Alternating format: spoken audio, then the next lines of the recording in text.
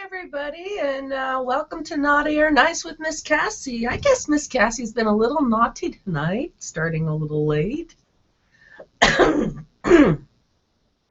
Like a lot of you, I was sitting on that lovely 405 in the Sepulveda Pass. Such a lovely time, but I am ready to relax, and I hope you're ready to relax with me. So I am just going to get comfortable here. I'm just going to change into something a bit more comfortable. I hope that you're wearing something casual and comfortable at home as well. Of course, I wouldn't mind if people would start posting what they're actually wearing while they're watching my show. This could be interesting because you know I do post that dress code. And I want to see how many of you are actually nude in your pajamas. Are there anybody out there wearing a tuxedo and doing the fancy thing? Oh, God, I would feel so honored if you were doing a dinner party while you were watching my show. How fantastic would that be? Okay, yeah, somebody's a little tired from their commute. So, basically, I'm just going to kind of relax here. I'm going to get into my jammies. And then we're going to enjoy a little reading from one of my favorite little books that I'm sure all you femdoms will appreciate since it is about a kingdom run by female domination. It's a little book I have called Living in the Otherworld Kingdom. As a matter of fact, for those of you that happen to pay attention to all those little ads I posted, I did post the website out so you could take a look at this interesting place that I found out about. And we're going to kind of have a little excerpt. I'm going to read you a few things out of this book that I thought were, well, wow, it's really high protocol. And I have to tell you, I was really kind of getting wet reading these rules and just thinking about having, you know, subs at my every command like that. It's like, well, the thing is, you know, I would like to say it's a fairy tale, but this is a place that actually exists, that this book was written on. It's actually a country within a country. Ah, you like my jammies? And got my favorite stuffed animals. Miss Cassie sleeps with lizards, yes. And oh, come on, you guys all have your little fuzzies you like to cuddle up with. So anyways, this is the book I'm going to be reading about. Let me see, can you read that? Yes. Living in the Otherworld Kingdom. Real State of Dominant Women. Aren't they delicious? Wouldn't you want to be ruled by them? Oh, what about Art Miller? Art Miller. Art Miller. Hey, baby. Well, we could read this in German. However, I don't pronounce German well. So we're going to have to work on that. That might be fun sometime. So, let me start with the foreword. Is everybody all cozied up? Got your I got my hot chocolate. You got your hot chocolate. Got my stuffed animals. Anybody in the chat room? No? Yeah, we have Tyler's in the chat room. I'm Pig Carrie's in the chat room. There are people that are watching it, and so welcome. So we're going to have some bedtime stories. So this is good, and they said it sounds great, and the audio looks good, so they're all excited. So, and she, I don't know if Pig Carrie got to see you putting your pajamas on. Oh. You almost missed. I don't know if she missed it or not, but yeah, so let's get on with the show. Yes, absolutely.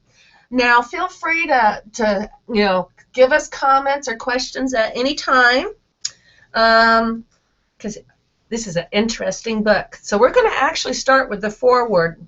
You know, usually in most books you'll skip that, but I kind of like this one. It says, "Welcome to another world. Welcome to the Otherworld Kingdom.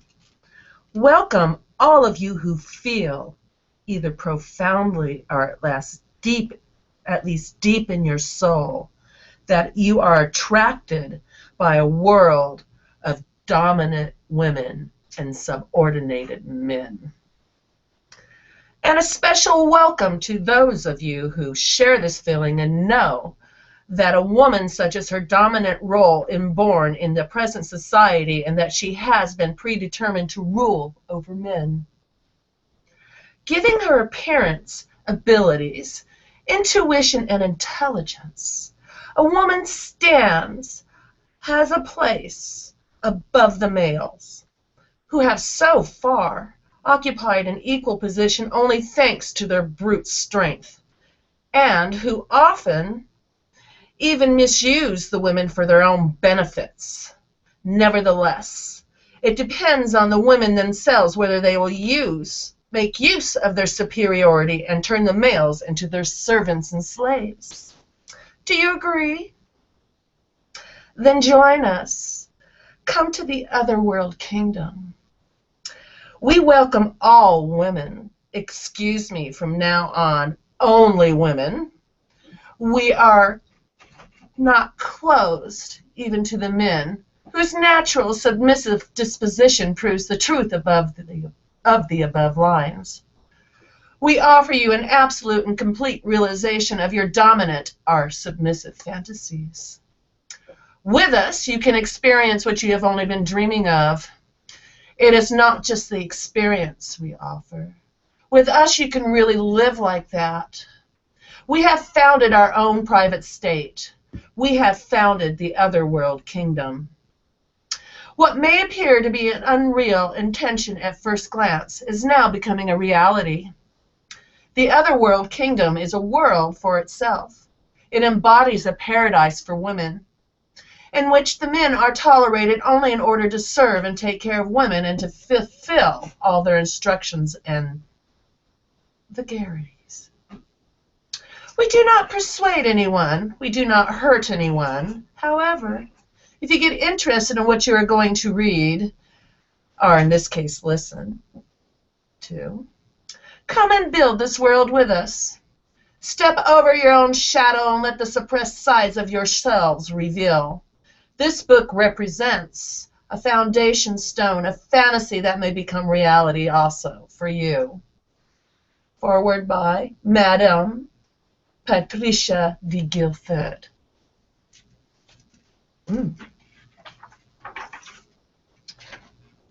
Ooh. If that is not a lovely entrance. La, la, la. Ah. All right. Ah, a picture of the compound. As you can see, it really is another world kingdom. They have their own crest.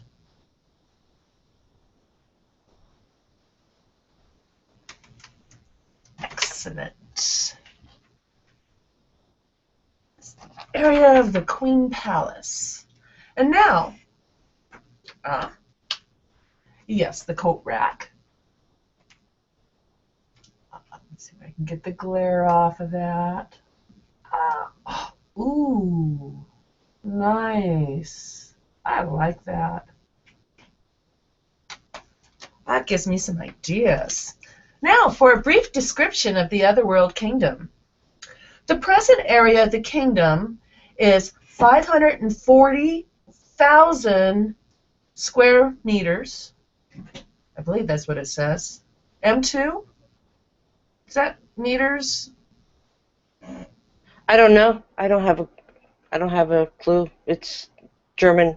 I don't know. Yeah, that's true. Anyways, it sounds very, very large, and as you can tell by the schematic that I showed you, it obviously is. It's mainly covered with forest and fields. The King Dominant is a large queen palace located in the Black City, the kingdom capital.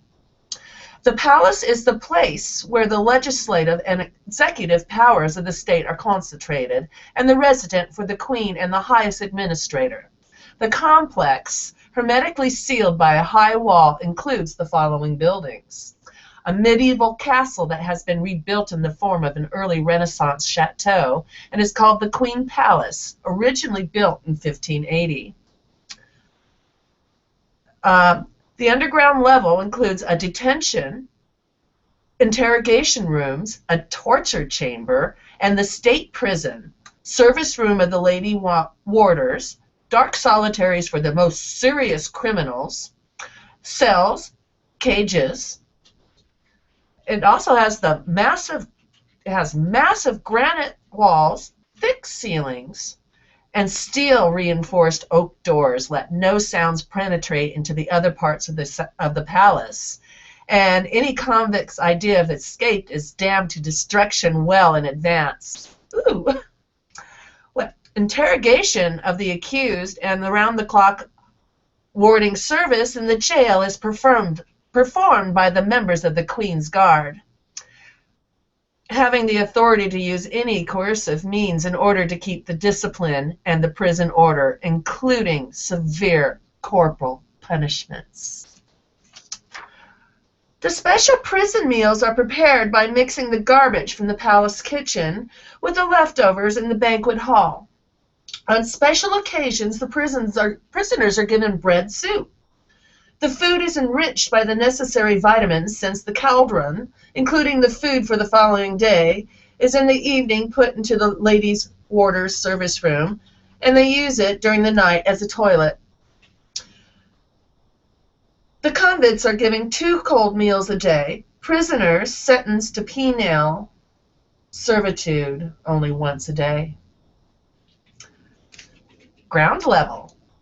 The ground level is dominated by a wide entrance corridor which serves inter alia for punishing the convicts by means of the gauntlet line, and includes a public pillory. At the door, an automatic shoe cleaner is located, having the form of a box with a slave locked up inside. After being given the instruction, the slave stretches his head out of the only hole in the box and perfectly polishes the lady's boot with its tongue, while she is comfortably sitting on a slave stool. The lady visitors get rid of the dirt from their boots on a doormat slave located in front of or behind the main door. The tiles in the corridor are kept clean and shiny by the cleaning slaves or serfs that are strictly forbidden to touch the floor, on which the sublime ladies walk with their hands. Oh, on which the sublime ladies walk with their hands. Oh, I guess they are only allowed to walk with their hands. Interesting. Therefore, they have the brushes and wags tied to their gobs while their hands are tethered behind their back. Oh, this gets more and more interesting. While their hands are tethered behind their backs, they are supervised by the lady guard member on duty. The smallest dirt left on the floor is severely punished for, either by means of lashing on the spot or by a penalty night cleaning, during which the slaves rub the floor against the floor again using toothbrushes instead of normal brushes in a niche in the middle of the corridor. There are 2 palace slaves constantly on their knees, ready to respond immediately to any wish or command of a passing lady. The wide main corridor passing through the whole palace contains many doors. Behind them there are luxury chambers of the queen and suites for the dominant lady visitors who want to entertain and distract themselves while staying in the kingdom. In addition to big bathrooms, bedrooms, kitchenettes, and living rooms, the suites also include rooms for accommodation of personal servants and slaves. These rooms are equipped with comfortable cages or cabinets for the slaves and servants to sleep in, as well as with installed sophisticated facilities for torturing and punishing. The suites may be rented by the lady visitors, as well as the Queen's suite provided by Her Sublime Highness does not find herself in the palace. The male subjects and male visitors are not allowed to rent these suites and may stay there only if accompanied by their mistresses. The only exception are the palace servants and slaves that are engaged in cleaning the suites. These may enter the rooms without a woman being present. However, they have to move on their knees. A male creature is strictly forbidden to rest on the queen's bed with a battachine.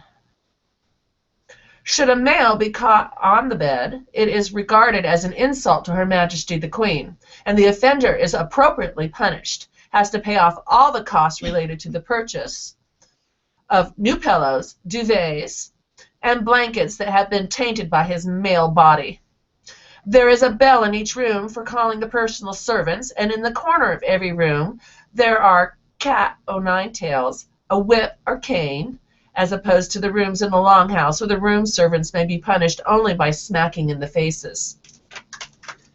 The lady visitor who would decide to stay in any of the palace suites may borrow a state personal slave, if required, and use if she likes.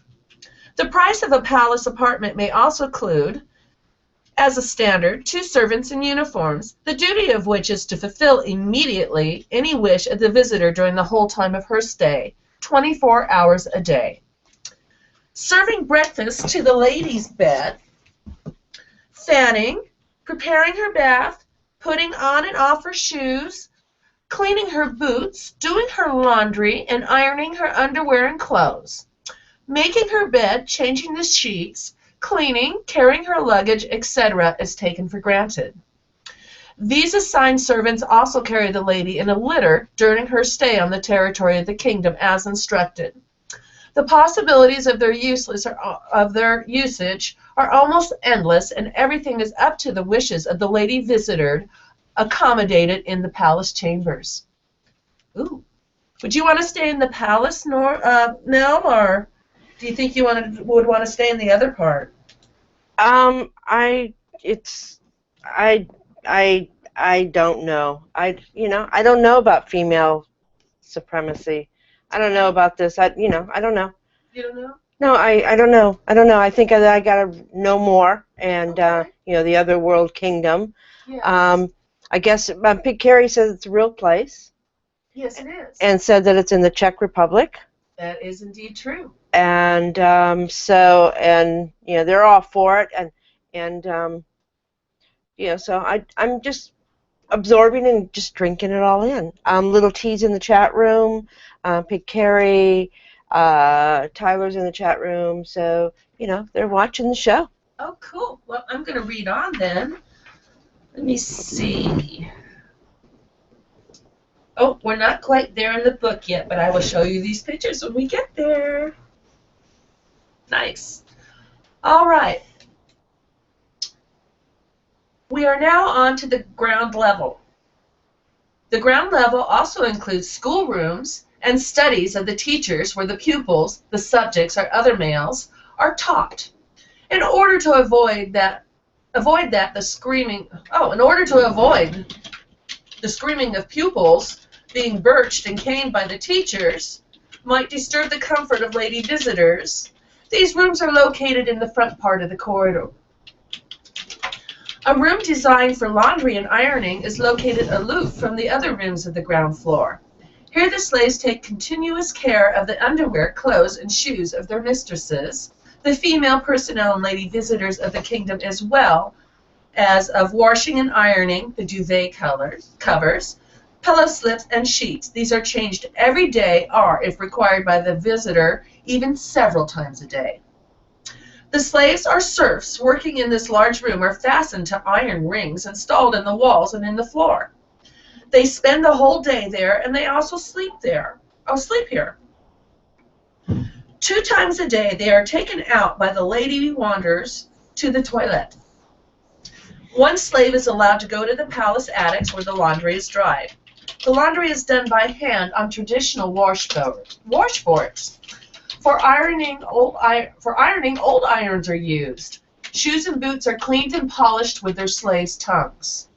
Alas, however, should a mistress find out that her clothes have even the smallest stain on them, that her blouse has not been perfectly ironed, or her boots do not have that mirror-like shine, Such a neglect is regarded as an insult to the woman. A part of a lashing, the offender may be commanded to perform the hard work in a rubber overall.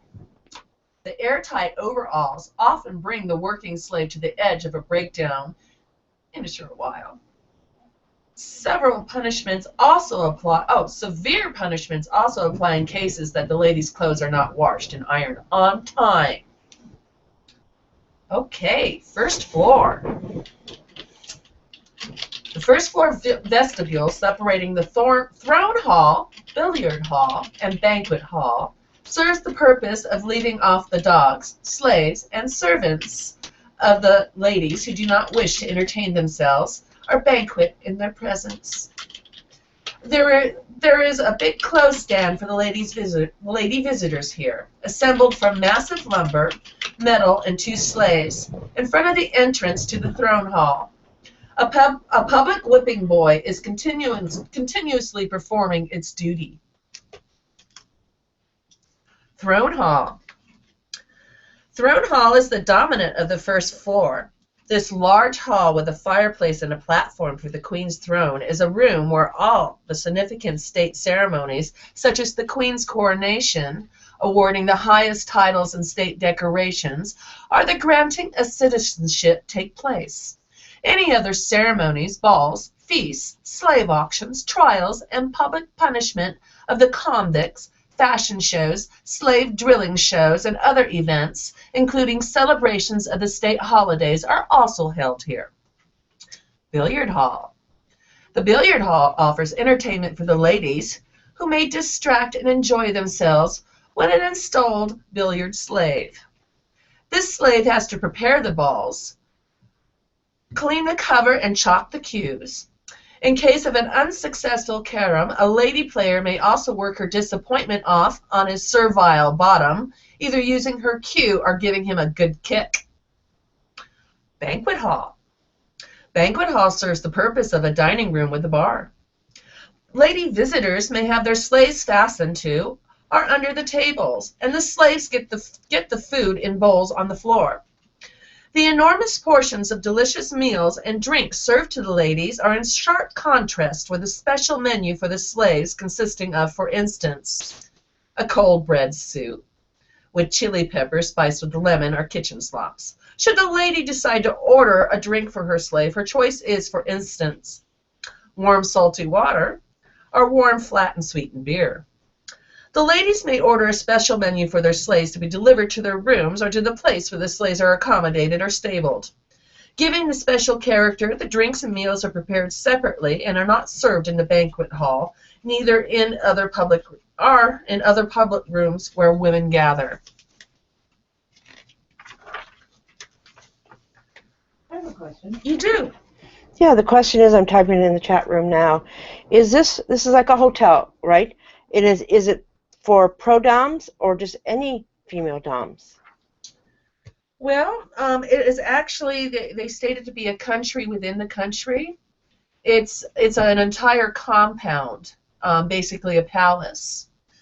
And if you go to the website, it will tell you what they offer.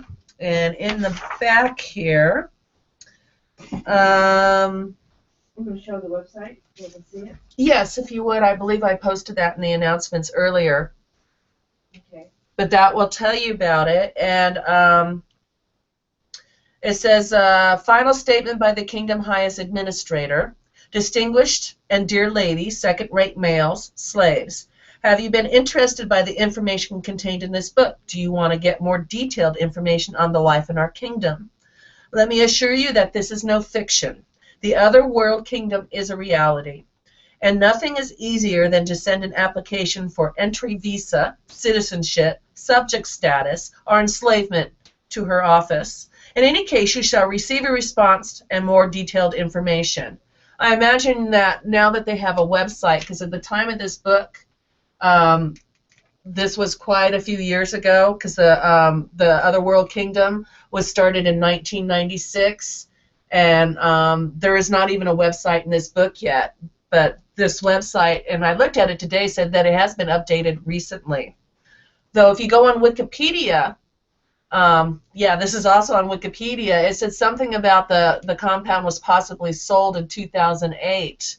But I'd say, judging by the website, evidently this is still going on.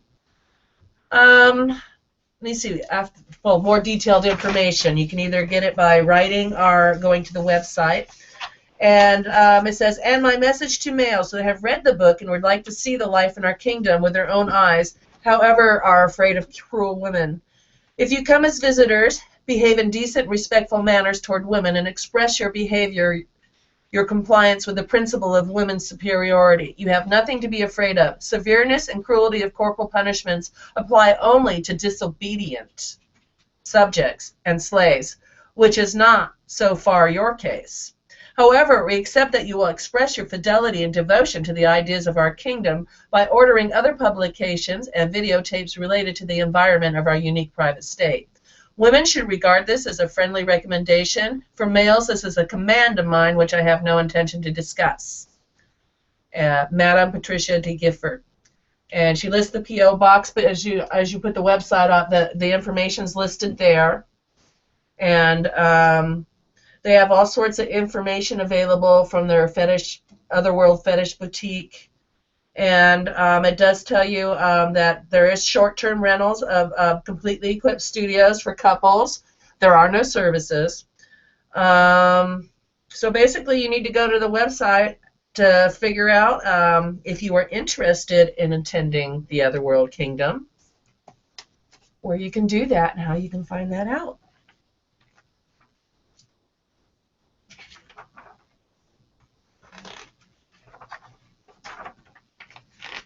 Right, where did we leave off?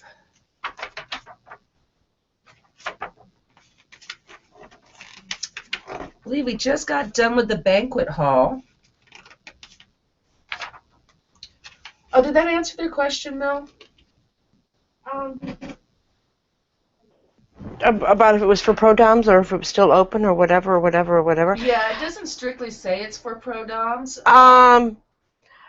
In this book it's saying couples. Yeah, Pig Carrie says, yes, I remember those rumors of it being closed back in 2008. Great to hear it's still open or reopened.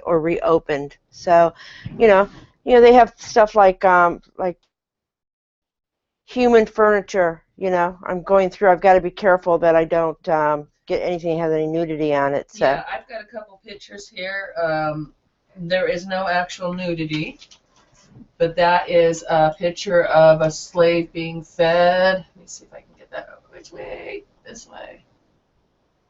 So you can see they have him on a leash. Yeah, I don't see his cock. No, he is clothed. And here's a thing of their, And there's the big picture. Yeah. As you can see, they have him leashed. They only allow him under the table, and the ladies are being well taken care of. After all, it is female supremacy.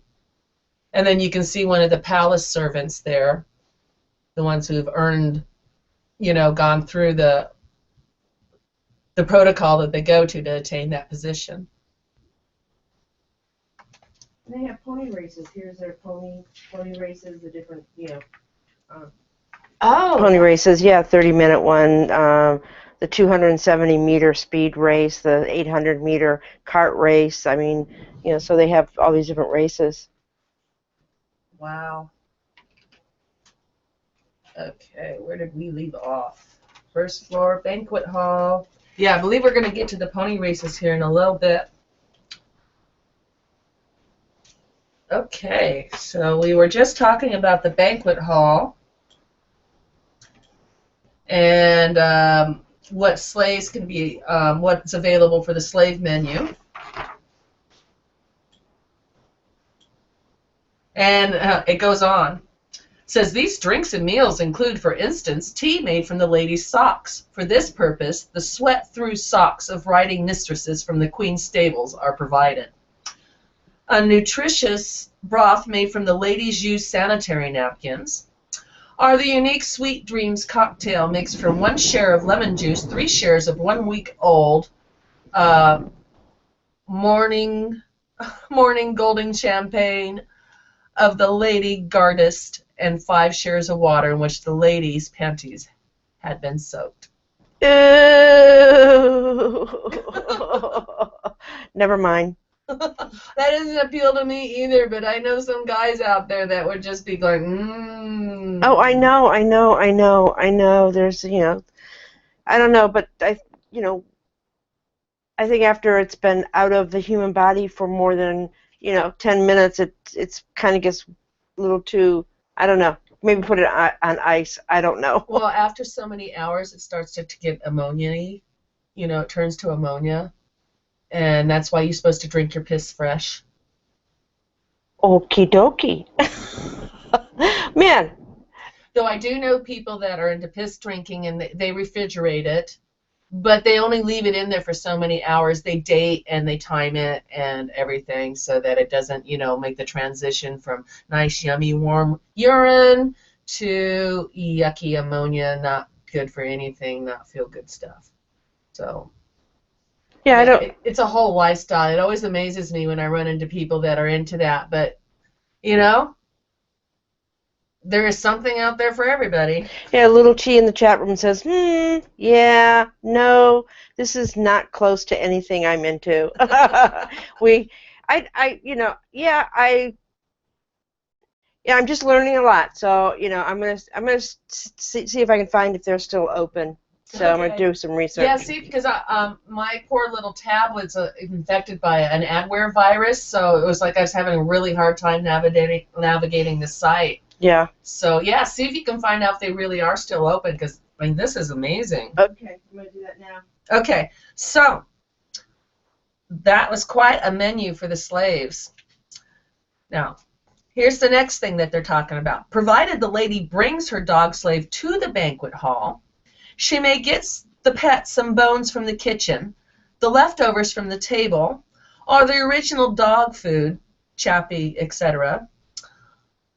The ladies are served by male waiters on their knees, responding to a ring of the bells that are installed on each table.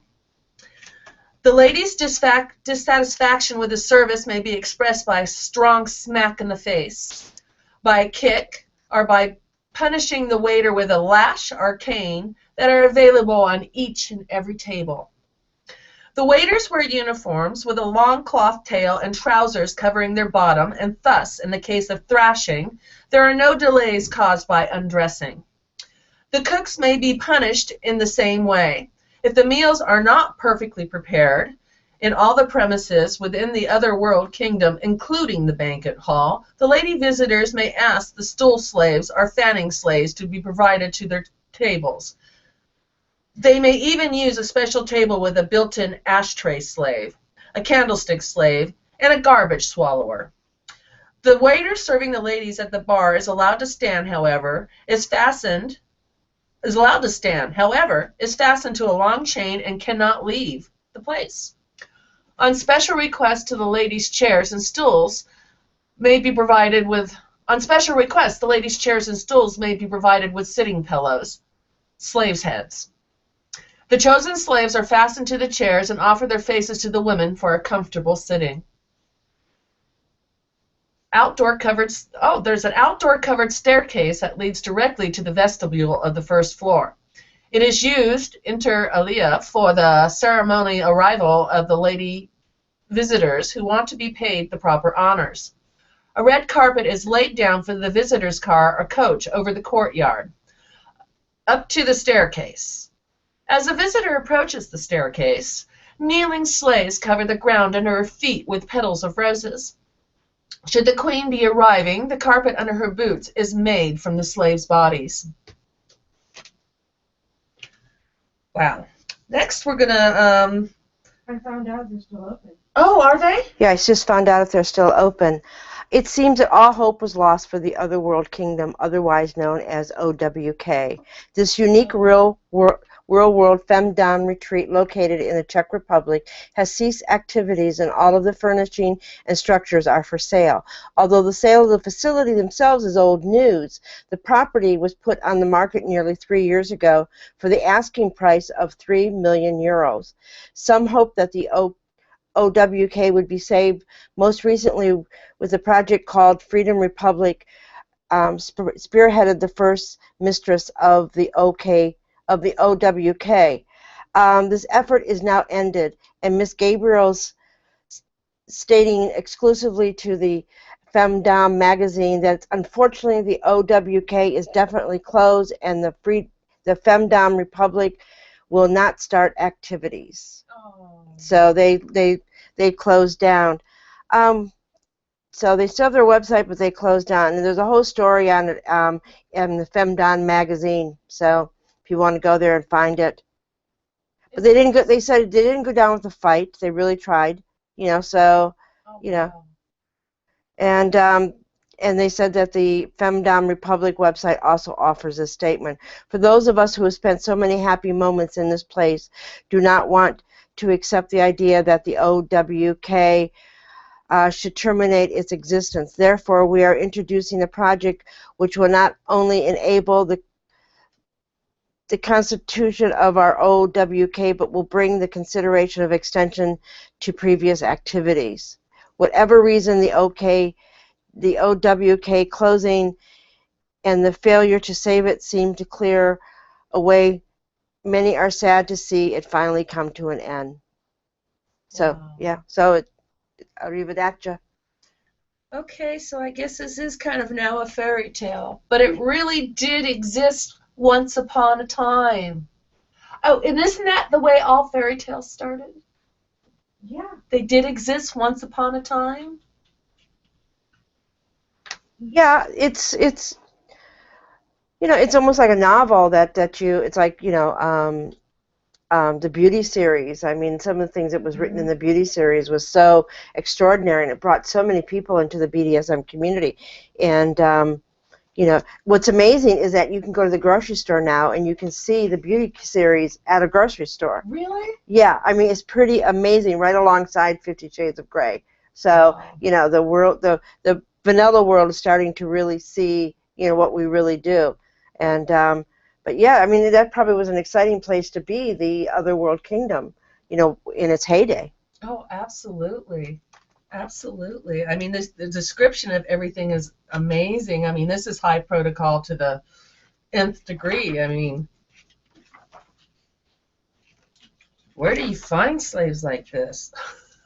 I think I don't know. We could ask Pig Carrie. Where Pig Carrie will go, me, oink, oink, oink. I know she'll do that, But yeah, there's a lot of people that are like that, and a lot of people want to be human toilets and humiliation. Well, yeah, and I've run into those. Yeah, I don't do toilet training, but yeah. I just want a good servant. I enjoy, good human furniture. It comes in handy at a dungeon, especially. Yeah, I've been on Collar Space, talking to some really tall, big men that could use, Pig Carrie says maybe you should have had Mistress Nicolette as a guest because she's been there. And then Pig Carrie's going, me, oink, oink, oink. But Mistress Nicolette has been there? Yeah, we should have her on the show. Yeah. I would love that. Yeah. Well, do we have her contact information anywhere? Oh, yeah, she's a close friend of mine. Can we do that? I would love that. Yeah, so she's, see if she'll come on. It took me a long time to get her on the show. She's been on the show once, and it was with a bunch of mistresses, and she, believe it or not, she's a very strong, informative, very wise female dominant, and she's a little camera shy. Oh, no. Yeah, which is kind of cool. It's kind of cool, Yeah. To see her humble like that. She's a very humble person, very honest, great person. Wow. Yeah. Pig Carrie said that she was there. Really? Yeah, that's why, Pig Carrie said it was a real place, and I didn't believe it was a real place. But I remember years ago somebody talked about it too. So, yeah. Cool. Oh, Pig Carrie says I can Skype in. You can Skype in? Yeah. we may have you do that, Pig Carrie. You don't need to Skype in. All you need to do is we can send you a link and you can come right in. Well, yeah, absolutely. I would love to have you on the show. You just need a webcam, and we do this through Google Chat, right? Yeah, yeah. We go through Google Hangout and Hangout, yeah. yeah. All I gotta do is send Pig Carrie a link, and she can just pop in, and she can be on the show. Cool. So that's all I need to do. Excellent. We can do people from all over the world. We're thinking of doing BDSM Pride Day differently this year. Are you? Yeah, we're gonna see if we can get a hold of all the local dungeons and have them, because we're gonna do it on a Saturday. Yeah. See if we can have them broadcast from their dungeon. Oh, wow. And the same way that we interview people, and also we're going to get a hold of the people in Arizona and all over the country. If we can get like 6 different dungeons to all time in on BDSM Pride Day and have a celebration for a few hours. Oh, that would be so cool. Yeah. You know, it's kind of like an internet party. Yeah, cool. You know? Awesome. Wow, so yeah, we got a few interesting guests that we're going to want to have on the show. Well, the next thing that is in here is Palace Tower. All the floors of the Palace Tower are used by the kingdom's highest administrator, the Sublime Lady Patricia de Gifford. The tower entrance is watched by a guardist, and the entry is prohibited, except for the invited persons and the staff.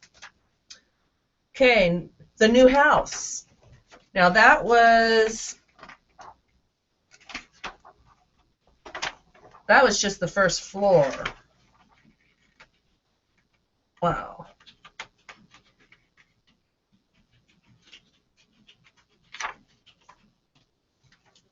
Okay, now we're going to look at the new house.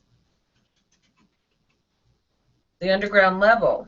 There is a wet underground cellar with no windows, and the floor is covered with water where the personal slaves and servants of gardists are locked if punished. The ground level of the new house includes a large shop selling underwear, clothes, and accessories, servants' and slaves' uniforms, torturing tools, fetters, handcuffs, manacles, educational devices, writing accessories, journals, books, and videotapes focused on dominant women. The shop is owned by the Sublime Lady Christine de l'Amour. The male shop assistants are obliged to serve the ladies on their knees. The fastening tools and educational devices may be tested on the spot using the testing slaves belonging to the shop. Next to the main gate, the Queen's Guard is located. This is the place where the entry visas are arranged for the lady visitors and other visitors of the Otherworld Kingdom. The gardists also check whether the slaves accompanying the arriving mistresses are properly marked. The remaining area of the ground level is occupied by the lady physicians' offices and a hospital. Here the lady physicians care for their patients and also perform the overall entry examinations of candidates for subjects or slaves, and later on the regular preventative examinations of the subjects and slaves. First floor. The first floor contains accommodation rooms and service apartments for the gardists and the office of their commander-in-chief. Next to the new house, there is a kennel with dog slaves. Oh, that's a different way to spell kennel. All right. Next to the new house, there's a kennel with dog slaves serving the gardists' needs. Next building, the longhouse. The ground level of the large longhouse contains rooms and suites for the lady visitors and other visitors of the kingdom. These rooms are of various sizes. All of them, however, offer the accepted standard WC, shower, bar and fridge, TV set, video, telephone, etc. Each room contains a cage and cabinet for the personal slave, the punishment trestle, and the basic educational devices and fastening tools. These rooms may be occupied also by the male visitors. However, they are not provided with the supplementary services. On the contrary, the ladies staying here may be served their breakfast in bed, as in the palace suites. Their pillow, slips, duvet covers, and sheets are changed every day. Their clothes and boots left in the front of the door will be washed and ironed or cleaned, respectively. The personal servants are not included in the standard equipment. However, they are available upon request. The lady visitors staying in this house are cared for by a room servant that is obliged to come within 15 seconds after being called for with the bell. 15 seconds. Question, Mel? Yeah, question. If the roles were reversed and it was male doms that had a facility like that, where women were slaves and submissives, would the government go in and basically get them for prostitution, for female or slave trafficking, but because women do it, does it make it all right? I mean, it just, to me, it's like we as a women that we seem to be able to get away with a little bit more murder than what the male counterparts would get away with. But, you know, you forget that in the other kingdom, these are willing males that submit to this. The women that you're talking about, and this does happen in countries where men aren't, do this to women, the women have not given their consent. They are truly slaves. I think there's a huge difference in this particular instance. Well, male head doms get really raked over the coal because they kind of segregate themselves. Well, yeah, they do. But female dominants also segregate themselves from everybody else too. Do you think there's a double standard? Well, I mean, a lot of people would lead you to believe that. But, the people who seek out the male dominant and the female submissive relationships are looking for something far different than the ones seeking out a female dominant and male submissive relationship. Repeat that? Well, I say, if you're a female dominant, male submissive, you're probably looking for a little bit different dynamic than the male dominant and the female submissive. I don't think there's a double standard. I think maybe the rules might be just a little bit different, and the intention might be a little different too. Let's ask the chat room and see what they say about this. I don't know. I think that submission is submission, whether it's male or female. I don't know. It was just hearing it, talking. I mean, it's just trying to put a whole kingdom, of male superiority controlling women. I wonder if it would be just looked at differently, because a slave and a submissive, whether they're male or female, are basically the same, aren't they? I don't know. I'm just being a devil's advocate. Yeah, I mean, and so often women that are dominant and are professional doms, people often confuse it and just assume they're prostitutes, which is totally wrong. Yeah, but in the same instance, they don't accuse male dominants of being male prostitutes. But if they had a house like that, they would be considered pimps. So I mean, it's just. But why is the female dominant considered a prostitute and the male dominant considered a pimp? Because that's just the way things are. What? Double standard. Well, I don't, because no, it's because the male isn't selling himself; he's selling somebody else, and a pro-dom basically. I don't know. We'd have to have a long discussion about that, but it's a great discussion to have. It absolutely is, because a lot of people think there are just absolute set in stone rules for DS dynamics, and I personally find that, it's different depending on the players involved. There are people that want a serious high protocol commitment situation. I mean, I've heard of these people where, they actually all live in one big house, and the rooms and everything are provided for, and they have this whole thing, and then other people just like to do this casually, and this just sounds, well, actually sounds pretty amazing, but but I have to say, somewhere along the line, the people that are participating in this sort of activities, they gave their consent to do this. You know, where how many of those female slaves for the male dominants really have the consent, you know, have really given their consent to be used the way they are? Well, in the BDSM community, I mean, we really don't own slaves, and it is all consent, whether you're male or female. And what I'm talking about, if taking it out of the concept of somebody kidnapping somebody and making them into their slaves, and it's non-consensual. I'm talking about consensual, both of them consensual, but I think men would have a harder time with the authorities than women do. It's just because, you know, men are looked down upon as predators and sexual, you know, people that control women. I think it might be a little different. I think men would be considered different. They would be treated differently. I think women are, you know, and yeah, I mean, a pimp is a man that has and uses women that, you know, prostitutes them out, and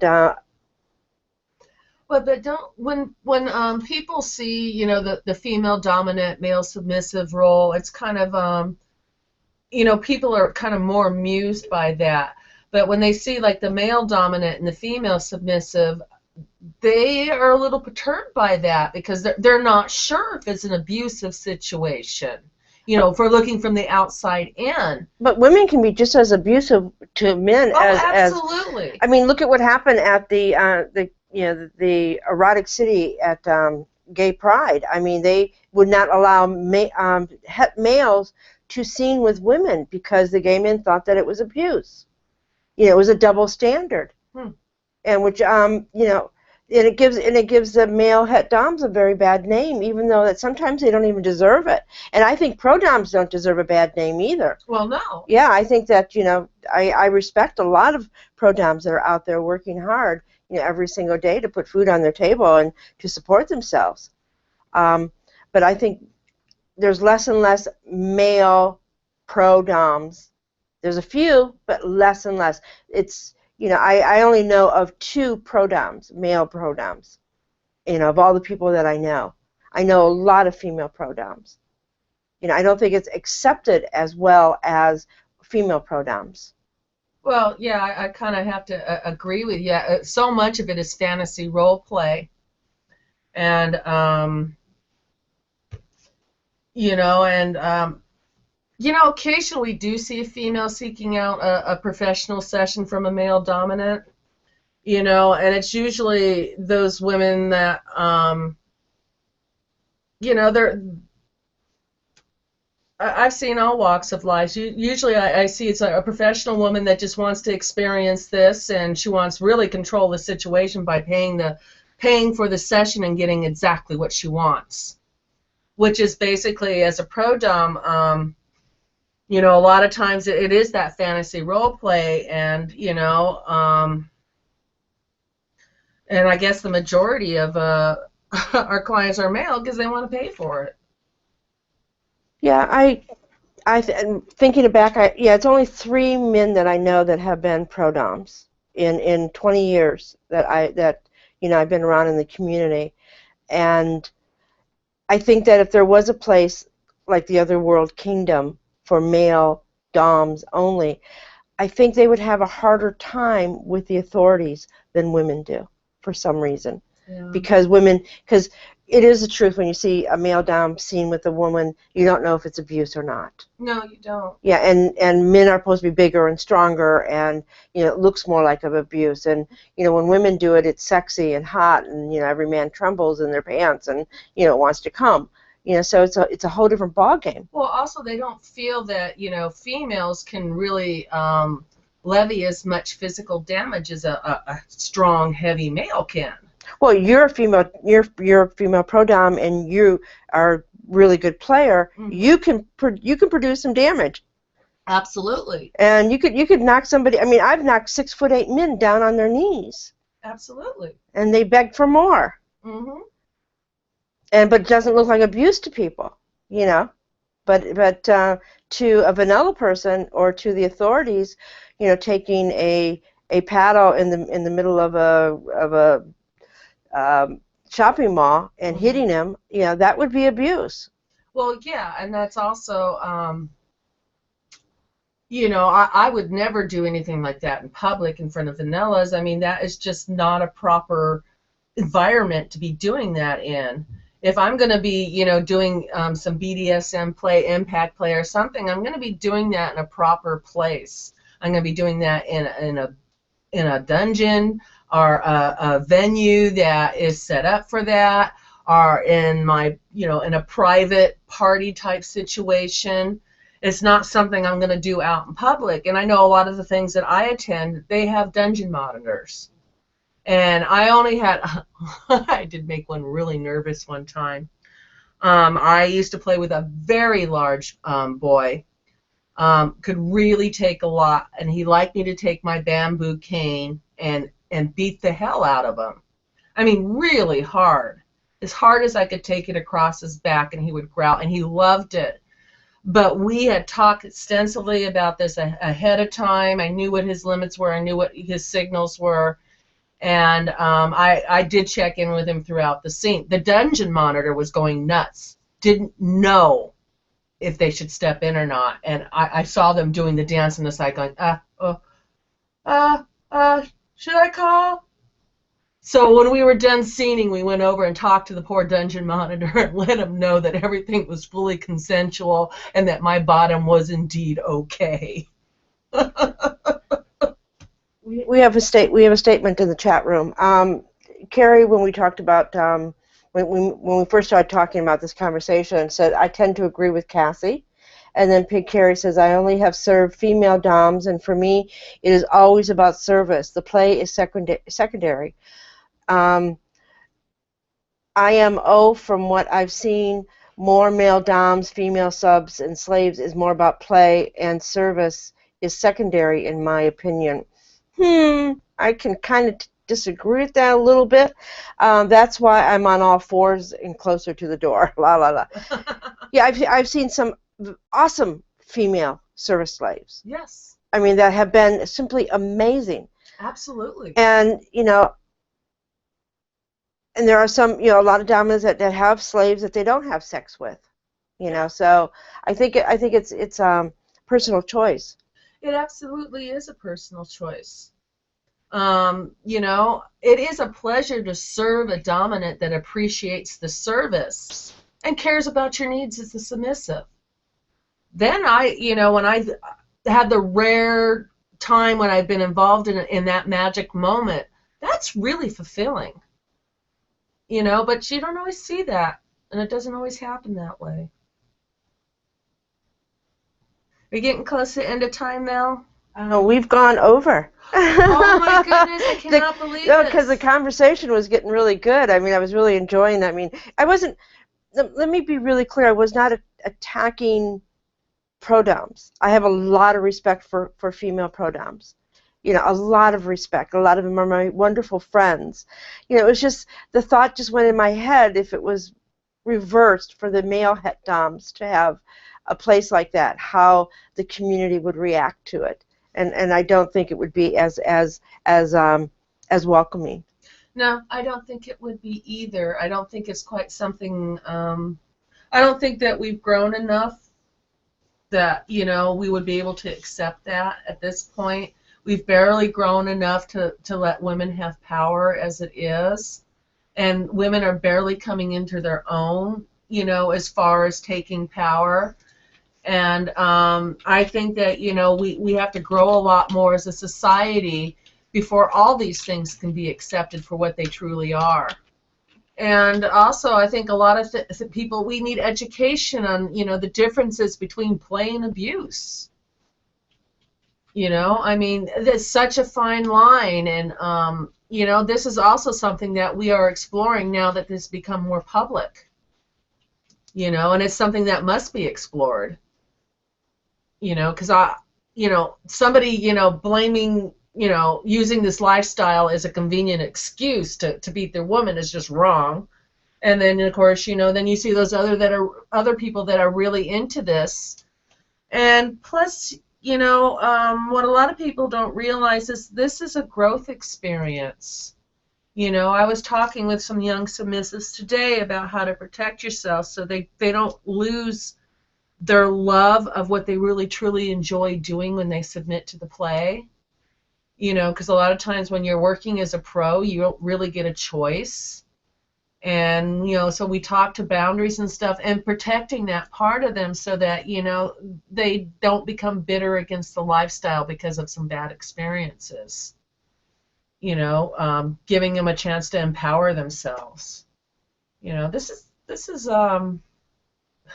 we could talk for hours on this, but I do think it's time to go to bed. I've already got my jammies on. I got my animals. We're going to go sleep. My girlfriend's in bed waiting for me. She has a glass of wine by the side of the bed for me. So I just want to say good night to everybody. And we will keep this bookmark where we left off, and we will, at some time in the future, continue this discussion. Good night.